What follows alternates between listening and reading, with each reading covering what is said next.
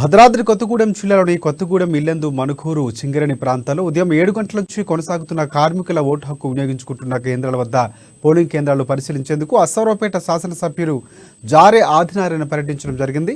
జారే ఆదినారాయణతో మా భద్రాద్రి కొత్తగూడెం ప్రతినిధి శ్రీనివాసరావు ఫేస్ టు ఫేస్. ఈరోజు ఉదయం 7 గంటలకు సింగరేణి వ్యాప్తంగా ఎన్నికల ఓటింగ్ ప్రారంభమైన నేపథ్యంలో ఇక్కడ అశ్వారావుపేట శాసనసభ్యులు జారే ఆదినారాయణ ఇక్కడికి వచ్చి ఈ యొక్క ఓటింగ్ కేంద్రాల వద్ద పరిశీలించడం జరిగింది.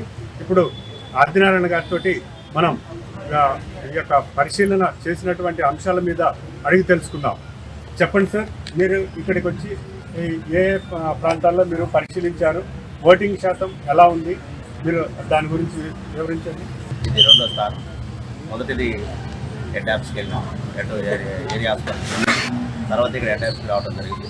చాలా అద్భుతంగా కాంగ్రెస్ పార్టీ అనుబంధ సంఘమైనటువంటి ఐఎన్టీసీని గెలిపించాలనే ఆలోచన తాపత్రయంతో, ఐఎన్టీసీని గెలిపిస్తేనే మన యొక్క కార్మిక వాడల్లో అద్భుతమైనటువంటి పథకాలతో పాటు అందరి జీవితాలు బాగుంటాయనే ఆలోచనతో వారందరూ కూడా ఈరోజు ఐఎన్టీసీని సమర్థవంతంగా గెలిపించాలనే ఆలోచనతో ముందుకెళ్తా ఉన్నారు.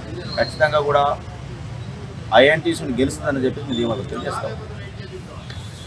అంటే పూర్తిగా ఈ యొక్క 6 జిల్లాల్లో విస్తరించి ఉన్నటువంటి సింగరేణి వ్యాప్తంగా ప్రచారం మనం బాగానే జరిగిందని చెప్పుకోవచ్చు. ఇచ్చినటువంటి హామీల మీద ఆధారపడి ఉంటుందా, లేకపోతే కార్మికుల యొక్క ఆలోచన విధానాల మీద ఆధారపడి మీ యొక్క యూనియన్ గెలిచేటువంటి అవకాశం ఉందంటారా?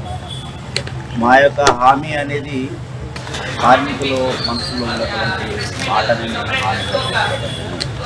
కార్మికులు ఏదైతే కావాలని కోరుకుంటూ ఉన్నారు, ఏదైతే కార్మికులు కావాలని కోరుకున్నటువంటి ప్రతి అంశాన్ని దానికి అనుగుణంగా మరి ఐఎన్టీసీ గెలిస్తే ఖచ్చితంగా కూడా ఈ సింగరేణి మరింత లాభాల బాటలో ఉంది. ఇంతకుముందు నష్టాల బాటలో ఉంది, లాభాల బాటలో నడిపించినటువంటి ఆలోచన కేవలం ఐఎన్టీసీకి మాత్రమే ఉందనే ఆలోచనతో ఈరోజు కార్మికులందరూ. అంటే గతంలో ఉన్నటువంటి అధికార పార్టీ ఏదైతే ఉందో కార్మికులకు ఇచ్చినటువంటి హామీలు నెరవేర్చలేకపోయిందని కూడా కార్మికుల్లో ఉన్నటువంటి నేపథ్యంలో ఇప్పుడు కొత్తగా కాంగ్రెస్ ప్రభుత్వం వారి యొక్క హామీలు ఏ స్థాయిలో అమలు పరిచేటువంటి అవకాశం ఉంది. గతంలో ఐఎన్టీసీ ఉన్నప్పుడు మాత్రానికే కార్మిక శాఖ మళ్ళీ కాంగ్రెస్ ప్రభుత్వం రాష్ట్రంలో ఉంది. అదేవిధంగా అనుబంధ సంఘం గెలిపించిన ధోరణే ఇచ్చినటువంటి వారు ఏదైతే హామీలు ఉంటాయో మరి ఇక్కడ సాధ్యపడాలంటే కేవలం ఐఎన్టీసీ సాధ్యపడుతుంది.